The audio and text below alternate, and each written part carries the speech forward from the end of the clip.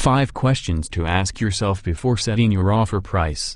Today's buyers do more legwork than any other generation of home buyers, on everything from mortgage rates and programs to neighborhoods and schools, to comparables for the home they want, because so much more of this information is freely and easily accessed online. But none of that information diminishes the anxiety around making the final decision what number to ink onto an offer for a home. In fact, this inundation of information can shift a normally sane buyer into overwhelm and overload, and actually interfere with smart decision-making. 1. How close, recent, similar are the comps, and what story do they tell? Your agent will present you with the recent sales prices of similar homes near your target home, assuming you're in an area where there are recent sales. This information, in conjunction with the listing price, should begin to narrow your thoughts on offer price into a ballpark price range. But once it's time to pin down a precise offer dollar amount, it behooves you to look beyond the sales prices of the comparables, and to work with your agent to what the numbers have to tell, and what implications that story has for your own offer price. 2. What kind of shape is the place in? Fixer-upper homes may not qualify for low down payment FHA financing.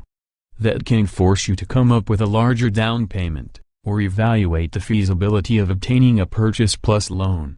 On the other hand, if you had planned to put a large amount of your cash savings down on a home that needs a lot of fixing, you might want to conserve some to fund repairs. In these cases, it's very helpful to review any disclosures or reports the seller has made available. It's also essential to include your mortgage broker in the offer price setting conversation, as condition issues might impact the loan programs available to you and, thus, the down payment, closing cost and monthly payment required at a given offer purchase price point. 3. What's the competition like? If you've ever watched an auction on television, you've gotten a glimpse into the difference between making an offer on a home, where you're the only buyer, and making an offer on a home where even one or two others are vying to get it. And that difference can usually be measured in thousands of dollars. It's a simple, but profound truth. If you know there are other buyers competing for a property, you'll likely want and need to offer more for it than you would if the players were limited to just you and the seller. 4. How much do you want it? Your personal desire and motivation level to get a particular property is an absolute must to factor into the offer price decision-making mix, especially when you get close to putting a final number of dollars and cents on the table.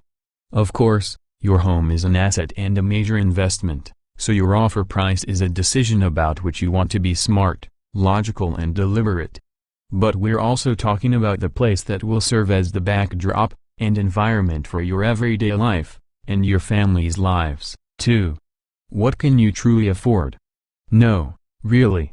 It's not that you haven't asked yourself this question, worked through your monthly financials, pored over the numbers with your mate, your financial planner and your mortgage broker. It's more that a lot of time can elapse between that deep financial dive and the time you actually have to decide how much to offer on a particular home. And in that time, lots of variables might have changed. Buyers, what pre-offer questions came up for you, and what information did you tap to resolve them? Tell us what information really helps below. Randy Bett. Investment realtor, author, investor. Real Estate Professionals Incorporated, Better Group Real Estate. 2025403 Crowchild Trail, Northwest Calgary, Alberta, T3B4Z1. Phone 403-774-7464 extension 1. Fax 403-208-0082. Toll-free fax 888-711-6801. Thanks for listening. Find more tips and training on our YouTube channel at bettergrouprealestate.com.